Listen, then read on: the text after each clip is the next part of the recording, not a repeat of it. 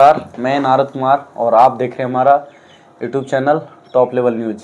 अभी हमारे साथ एक शख्स दिखाई दे रहे हैं। ये हमारे काफ़ी पुराने मित्र हैं और कह सकते हैं कि दोस्त हैं।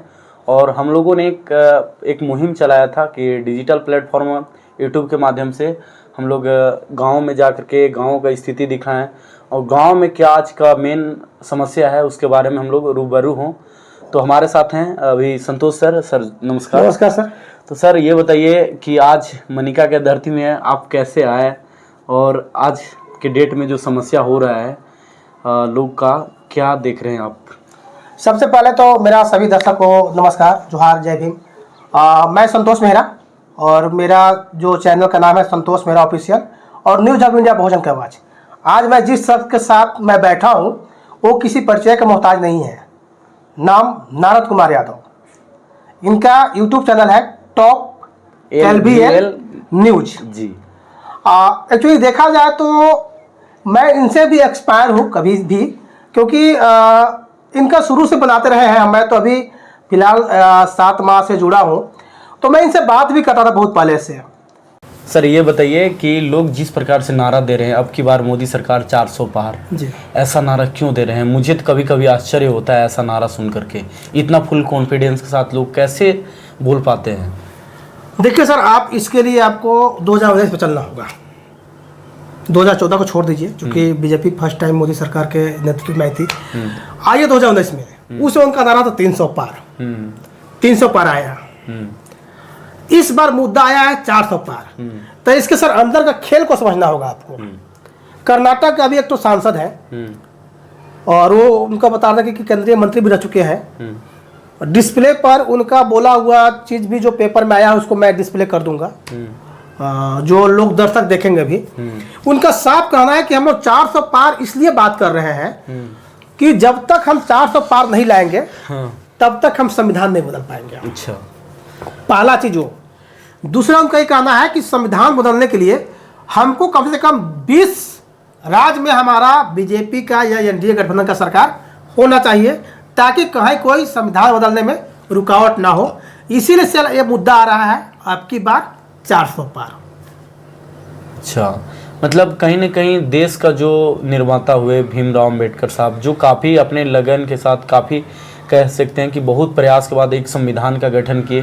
कहीं ना कहीं कह सकते हैं कि ये जो बैकवर्डों के लिए, खास करके जो कह सकते हैं गरीब गुरबा के लिए जो संविधान बनाया, जिससे हम लोग को कह सकते हैं कि एक आरक्षण मिला है, जिससे कहिए कि ST वर्ग के लोग, OBC वर्ग के लोग, उन लोग को एकदम कह सकते हैं कि एक आज़ादी मिली है कि खुल करके बात रख सकते हैं। तो इसको कहीं ना दबाने का तो प्रयास नहीं किया जा रहा है इस प्रकार की बातें करके। इसके लिए सर आपको एक चीज समझना होगा। इस भारत देश में सबसे ज्यादा अगर मूर्ति टूटा है तो बाबा साहब भीमराव अंबेडकर टूटा है सर। उन्हीं का टूटा है। हाँ, सबसे ज्यादा टूटा है। तो और अभी के दौर में जो सत्ता में जो काबिज है वो पूछते भी है उन्हीं को। और कहीं ना कहीं अभी तक जितना भी रिपोर्ट में आया हुआ है तोड़ने वाले भी संबंधित उन्हीं से हैं। इसमें कहीं कोई दौरा नहीं है। इसमें मैं कहने से कहीं पीछे नहीं हटूंगा, ये सच्चाई भी है। पहला चीज है सर। रही बात कि अब आप बताइए कि आप लोग 4 भाई हैं, आप 3 हिस्सा अकेला दबा लिए हैं। एक हिस्सा में आपका 3 गो भाई सेटल है। आज जब उस भाई को अधिकार मिल गया है कि हम भी आपसे लड़ सकते हैं कि मेरा हिस्सा आप क्यों खा रहे हैं। सही बात है। मेन समस्या वहां नहीं है। मेन समस्या आपको अपने घर से स्टार्ट करना होगा कि 4 भाई जो आप लोग हैं, आप एक अकेले भाई 3 भाई का हिस्सा खा जा रहे हैं। हम और एक हिस्सा में वो 3 भाई को दे रहे हैं। वो तब कर रहे थे जब उनको अधिकार नहीं था। सही बात। लेकिन एक मसीहा है बाबा साहब डॉक्टर भीमराव अंबेडकर के नाम से, मैं उनको आज ही प्रणाम करता हूँ। वो आए और उनको बताए ये तुम्हारा अधिकार है, तुमको इसको लेना होगा। अब वे लोग आपसे अपना हिस्सा मांग रहे हैं, तो आपको दिक्कत होगा या नहीं होगा?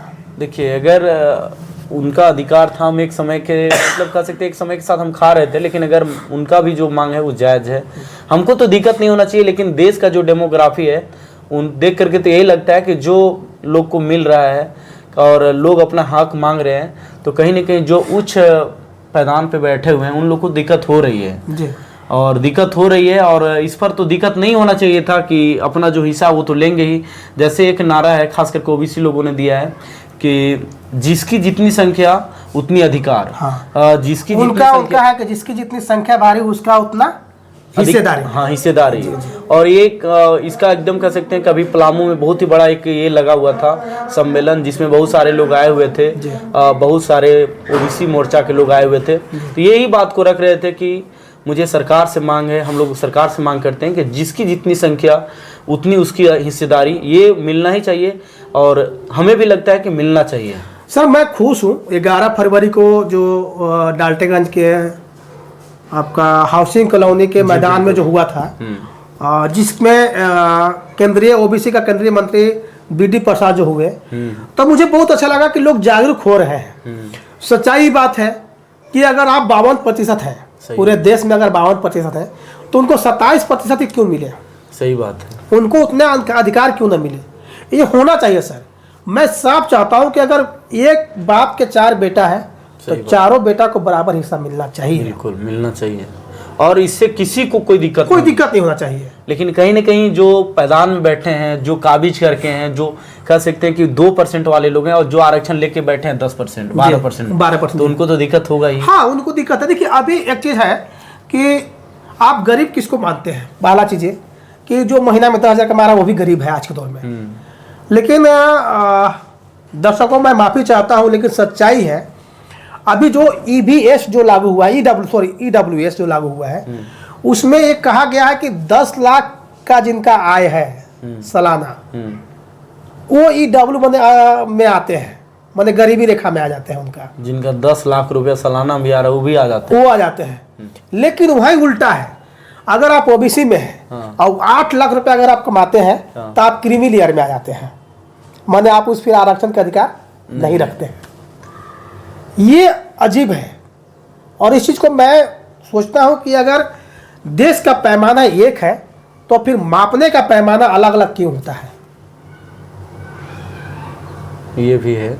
अच्छा सर, और एक मैं जानना चाहता हूं कि जो भी आज देश में माहौल हो रखा है, जो माहौल बना है, कहीं ना कहीं एकदम कह सकते हैं कि लोग खास करके आज के युवा कहीं ना कहीं कह सकते हैं कि बेरोजगारी से एकदम मार कर रहे हैं। बेरोजगारी का एकदम कह सकते हैं कि चरम पार हो चुका है बेरोजगारी। लेकिन कोई आज के डेट में खास करके मीडिया, टीवी के जो चैनलों में बहुत बड़े बड़े एंकर हैं जो काफ़ी भाषणबाजी करते हैं, हमें उन लोगों को देखकर कभी कभी लगता है ना कि ये तो मतलब एंकर नहीं है, ये कोई पार्टी के कह सकते हैं कि नेता हैं और इस प्रकार की बड़े बड़े लंबे लंबी बातें करते हैं।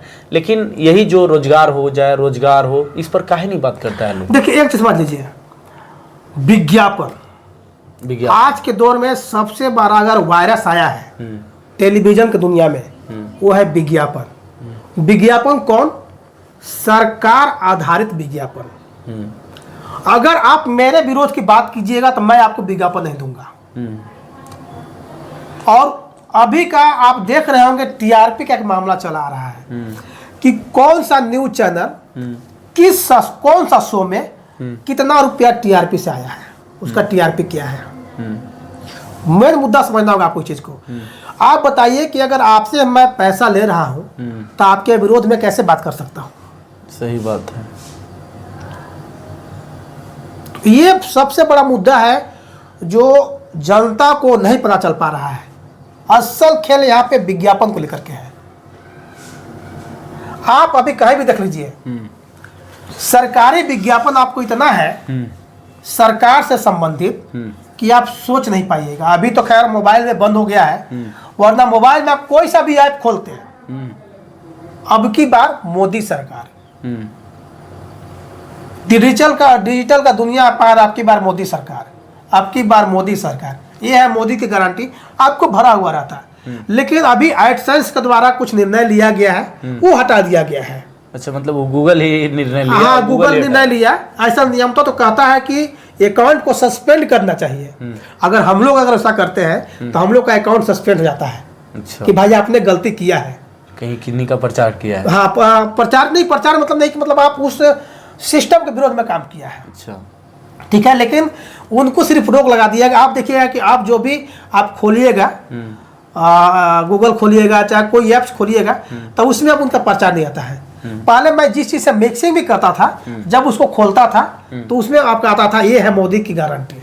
अच्छा चलिए, अभी मोदी जी के नाम पर मुझे एक और ये सवाल याद आया कि जब पिछला बार हम जब देख रहे थे ना, हर एक घरों में, ग्रामीण क्षेत्रों में या शहरों में कह सकते हैं कि दीवार में बड़े बड़े अक्षरों में और शुभ शुभ अक्षरों में और शुद्ध शुद्ध अक्षरों में ये लिखा हुआ रहता था ना कि अब की बार बीजेपी सरकार। लेकिन मैं अभी जिधर भी नजर कर रहा हूँ ना, मैं जिस रास्ते से जाता हूँ, जिस गली से जाता हूँ, अब की ये लिखा हुआ मिलता है अब की बार मोदी सरकार। ऐसा क्यों हो रहा है? एक चीज अभी फिलहाल 10 साल में चेंज हो गया है। रोड का उद्घाटन होता है तो फोटो किसका होता है? मोदी जी का। पुल का उद्घाटन होता है तो फोटो किसका होता है? मोदी जी का। कॉलेज का उद्घाटन होता है तो फोटो किसका रहता है? मोदी जी का। रेलवे स्टेशन पर सेल्फी पॉइंट किसका फोटो का रहता है? मोदी जी का। अगर एम्स बन रहा है तो फोटो किसका रहेगा? मोदी जी का। मतलब जिसका जो डिपार्टमेंट का संबंधित कोई चीज अगर बन रहा है, उस डिपार्टमेंट के मंत्री का फोटो आप नहीं देखिएगा, सब जगह आपको एक ही चेहरा लगेगा, मोदी जी। मतलब रेल का भी प्रचार, मोदी जी को मतलब एक प्रचारक के तौर में देखा जाए। हाँ एकदम। आप उनको अगर मान लीजिए प्रचार मंत्री का एक पोस्ट है जो इनविजिबल है, आप वो मान सकते हैं, क्योंकि आप कहीं भी देख लीजिए। अगर आप अभी जो ट्रेन चल रहा है, मैं उस जितना भी अभी नया जो ट्रेन चल रहा है, उस ट्रेन का नियम तो होना चाहिए था कि जो रेल मंत्री है उनको हरी झंडी देना चाहिए था, उनका फोटो होना चाहिए था। ठीक है, नहीं तो ये लेकिन अभी किसका फोटो दिखेगा? सिर्फ मोदी जी का। ये हमारे देश का मतलब कह सकते हैं कि हमारा देश का जो दुर्भाग्य कहिए या एक अच्छा भाग्य कहिए, हम इस पर ये कटाक्ष नहीं करेंगे, लेकिन हम ये इतना जरूर कहना चाहेंगे जिसको जो मंत्रिमंडल बांटा गया है, कम से कम उस शख्स का फोटो तो दिखना चाहिए, उसको लोग जानना चाहिए, उस आदमी। हाँ, उसके बारे में जानना चाहिए। अभी आप बताया कि रोड का उद्घाटन हो, तो आपको सबसे बेहतर बीजेपी में नेता कौन लगते हैं जो मतलब बीजेपी के नीति से भी कहीं ना कहीं अगर उनको अच्छा नहीं लगता है तो बेझिझक उस बात को रखते हैं या बोलते हैं? देखिए, पूरा देश जानता है, नाम नितिन गडकरी। वो बेबाक बात रखते हैं और अपना काम बेबाकी से करते हैं। आज जितना भी रोड का विस्तार देख रहे होंगे, जो जाल बिछा हुआ है, वो सिर्फ नितिन गडकरी जी के चलते हुए है। और हमको जहां तक लगता है, अभी तक शायद 2 लिस्ट जारी हो चुका है बीजेपी का महाराष्ट्र में, उसमें नितिन गडकरी का नाम नहीं है। आपको मैं एक जानकारी दे रहा हूं, अंदर अभी तक नहीं है। मतलब एक साफ लगता है कि शायद उनको टिकट ना मिले, चूंकि वो बेकाबी से मतलब क्या उसको बेबाक तरीके से अपना राय रखते हैं। उन्हें कोई फर्क नहीं पड़ता है कि मेरे ऊपर कौन बैठा है। आप देख लीजिएगा, 2 लिस्ट जारी हो चुका है, आप गूगल से निकाल भी लीजिएगा वो लिस्ट को, तो देखिएगा कि नितिन गडकरी का नाम नहीं है।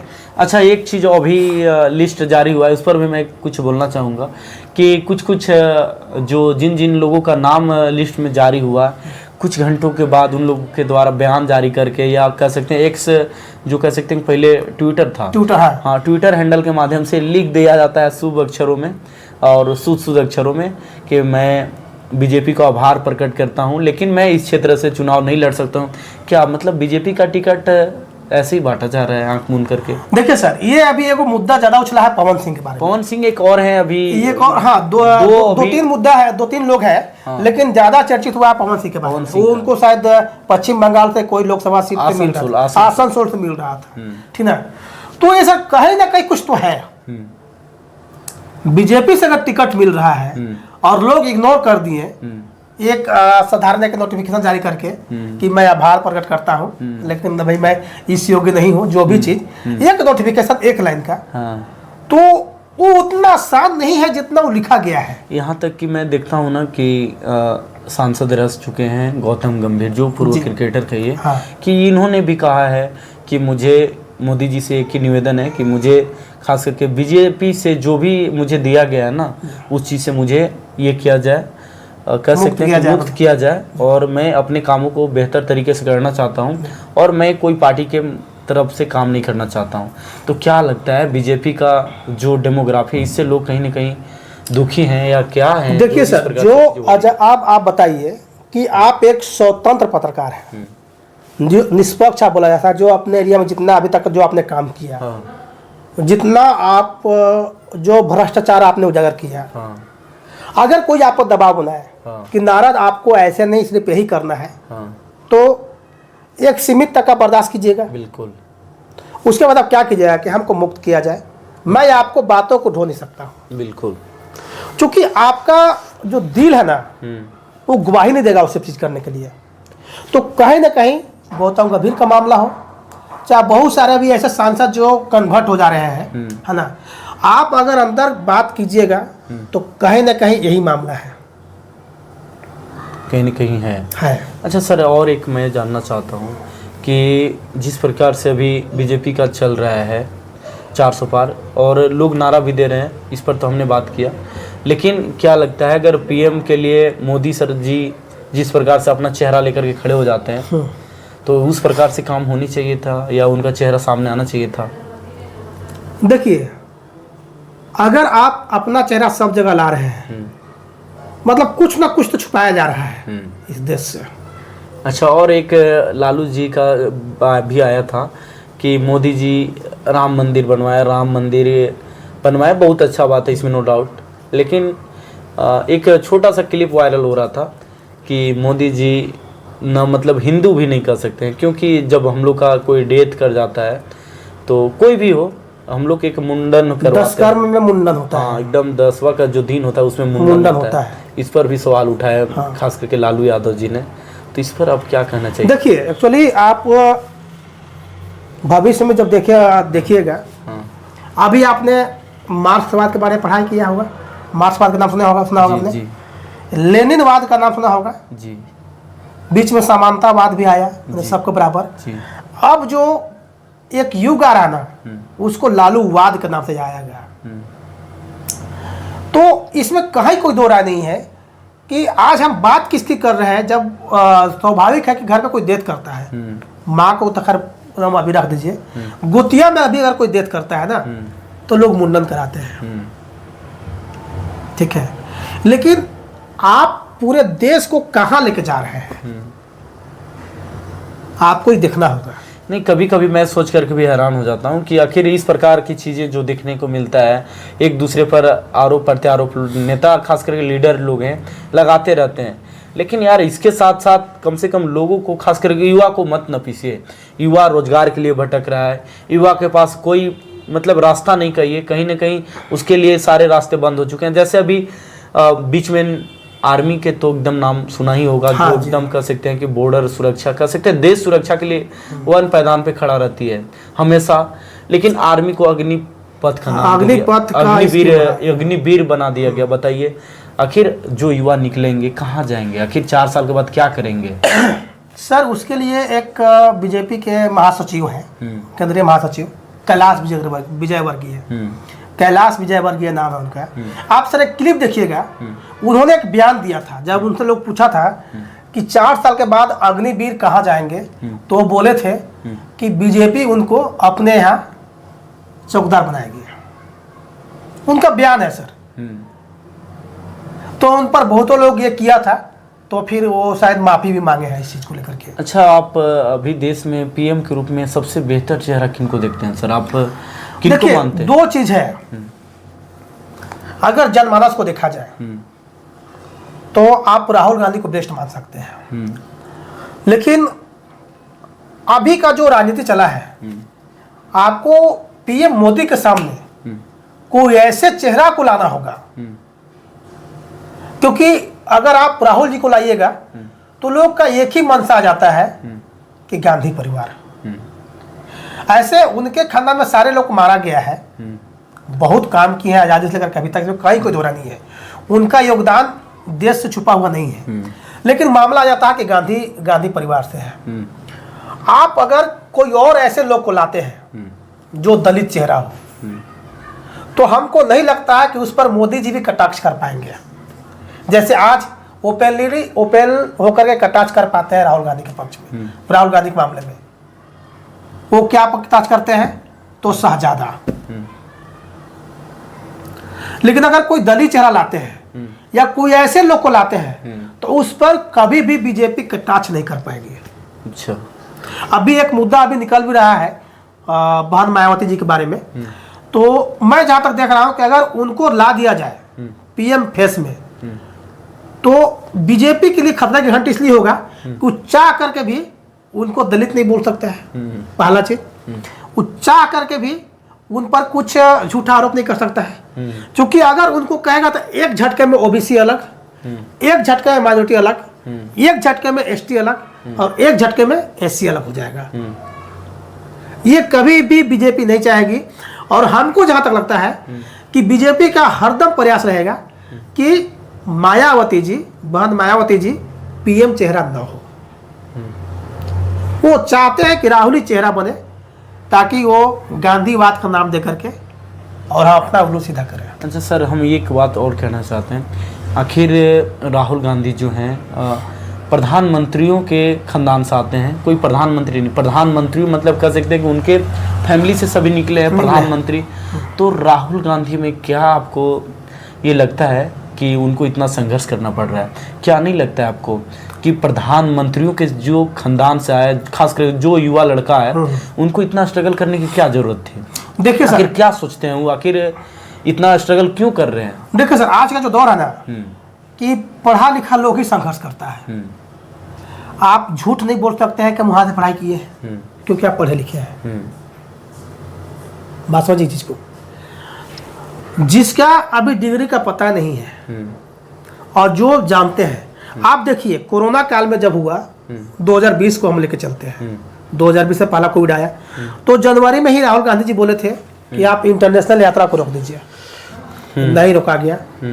नमस्ते ट्रंप लाया गया गुजरात में, ठीक है। लास्ट में वो इंटरनेशनल फ्लाइट को रोका गया। बहुत सारा चीज जो है राहुल जी बोले हैं, बीजेपी नहीं मानी है और लास्ट में वही हुआ जो राहुल जी बोले हैं। यही चीज उन्हें बर्दाश्त नहीं होता है। उन्हें पता है कि राहुल गांधी जैसे ही पीएम बन जाएंगे, जो आपके ऊपर जो एक पेंट हुआ है ना, पेंट का जो हुआ है ना, वो धुआ जाएगा। एक बारिश के बाद जो होता है ना, धुला जाएगा तो पता चल जाएगा कि आप है क्या। इसी वजह से, इसी सवाल के डर से, देखिए वो अभी भी हो सकता है, इसी सवाल के डर से हमारे जो देश के माननीय प्रधानमंत्री मोदी जी हैं, वो आज तक प्रेस कॉन्फ्रेंस नहीं कर पा रहे हैं। चलिए, अभी मुझे आपको बातों से याद आ रहा है कि आप बता रहे हैं कि प्रेस कॉन्फ्रेंस नहीं किए हैं। क्या नहीं लगता है आपको कि जो देश का सबसे ऊंचे पैदान में बैठा हो, कह सकते हैं कि देश के लिए, मतलब कह सकते हैं प्रधानमंत्री जो जिनके हाथों में एक रस्सी दिया गया है और वो ला करके अगर हिसाब पत्र न दे, आकर के लोग को प्रेस कॉन्फ्रेंस न दे, तो कैसे मानेंगे कि हमारा देश कहाँ जा रहा है और लोगों को आप रोजगार कितना दे पा रहे हैं? क्या नहीं देना चाहिए उनको प्रेस कॉन्फ्रेंस? देखिए, मेन चीज ये है कि हम जब शुरुआत में आए थे 2014 में हम चलते हैं, तो बहुत हुई महंगाई की मार। आपकी बार मोदी सरकार महंगाई के मुद्दे पर आए थे, 2 करोड़ रोजगार के मुद्दे पर आए थे। अगर आप किसी से वादा करते हैं ना और जब वादा पूरा नहीं करते हैं ना, तो आप चाहते हैं कि होश उससे हमको रूबरू ना हो पाए। मतलब जो मैं बोलूं वो सिर्फ सुने, वो क्या बोलता है हमको उससे कोई मतलब नहीं है। आप देख लीजिए, अभी जो आप बोल रहे हैं कि मोदी जी का प्रेस कॉन्फ्रेंस के बारे में बोल रहे हैं, तो अभी एक ट्रेंड चल रहा है मोदी का परिवार। पूरा देश मोदी के परिवार है, मान लेते हैं। लेकिन क्या मणिपुर मोदी का परिवार नहीं था क्या? मणिपुर में जो इतना घटनाएं घटी, 2 महिलाओं को नंगा करके घुराया गया, उसमें एक सैनिक की पत्नी भी थी, तो क्या मोदी के परिवार नहीं थे क्या? ये सिर्फ एक जुमला है। पिछला बार जुमला चला था मैं भी चौकीदार, 2019 में जुमला चला था मैं भी चौकीदार। बहुतों लोग अपना ट्विटर हैंडल, फेसबुक, व्हाट्सएप में जो अपना प्रोफाइल है मैं भी चौकीदार लिखा हुआ था। इस बार ट्रेंड चल गया है, यहाँ तक कि लोग अपना ये भी बना लिए थे, स्टैच्यू बना लिए थे, अपने गोदना, जो गोदना बोला जाता है, वो लगवा लिए थे मैं भी चौकीदार। अब का ट्रेंड चला हुआ है मैं मोदी का परिवार। अच्छा, स्मृति ईरानी इस पर देती है और ये लालू जी को भी बहुत सारा संदेश सुना चुकी थी। बोलती है कि जो लोग कहते हैं कि उनका कोई नहीं है तो हम लोग पूरा परिवार है। और आपने बताया कि मणिपुर उनका परिवार नहीं था क्या, तो कहीं ना कहीं उनको ये चीज़ समझनी चाहिए थी बात, और उनको जाना चाहिए था, लेकिन उनको नहीं लगा शायद कि मुझे मणिपुर के बारे में भी बोलना चाहिए। और कुछ दिन के बाद शायद थोड़ा सा रिएक्शन उनका आया, और वो भी कह सकते हैं कि बहुत ही कम समय, नहीं सर, 30 सेकंड, वही कह रहे बहुत ही कम 30 सेकंड में, वो भी वो नहीं बोले। वो कब बोले, जब उनका 1 घंटा 20 मिनट का पूरा भाषण था। मैं आपको बता रहा हूँ, वो पार्लियामेंट में। और 1 घंटा 20 मिनट में जब वो नहीं बोले, जब सारे विपक्ष के सांसद वॉकआउट करने लगे, तब बोले, लेकिन हल्का सा बोले। सर, अगर मुझे पता है कि मुझे मेरे जाने से अगर वो रुक जाता तो आपको चल जाना चाहिए था। हम एक आप देश का प्रधानमंत्री हैं सर, आप किसी एक कौम का प्रधानमंत्री नहीं है। बात समझे क्या हुआ? अगर वहां पे 2 पक्ष में झगड़ा ही हो रहा था, 2 पक्ष में हो ही रहा था, तो क्या दिक्कत था? सारे आपके लोग थे। सही बात है। नहीं, वही कह रहा हूँ कि आखिर प्रधानमंत्री जी को तो जाना चाहिए था। एक देश के एक मतलब कह सकते हैं उच्च पैदान में बैठे हुए हैं, कहीं ना कहीं उनसे एकदम कह सकते हैं कि लोग एकदम रूबरू होना चाहते हैं, उनकी बातों को सुनना चाहते हैं। अगर वो अपनी बातों से लोग को कुछ कहने के समझाने का प्रयास करते, शायद लोग समझ जाते। लेकिन आजकल एक चीज मैं नारद जी आपको बात करना चाहता हूँ। अभी फिलहाल एक तो मिमिक्री का वीडियो आया था, वो हाथ देखने का। तो एक चीज हमको समझ आता है, उनका कभी वीडियो वायरल हो रहा है कि वो जब जिसको अवार्ड दे रहे हैं, उनका सब नाम भूल रहा हूँ, तो बोलते थे कि जब मैं ट्रेन में जब जाता था, जनरल सीट में, जब हमको सीट नहीं मिलता था तो मैं ऐसे हाथ देखता था, तो लोग हमको सीट दे देते थे कि बाबा बैठिए। इसका क्या मतलब है?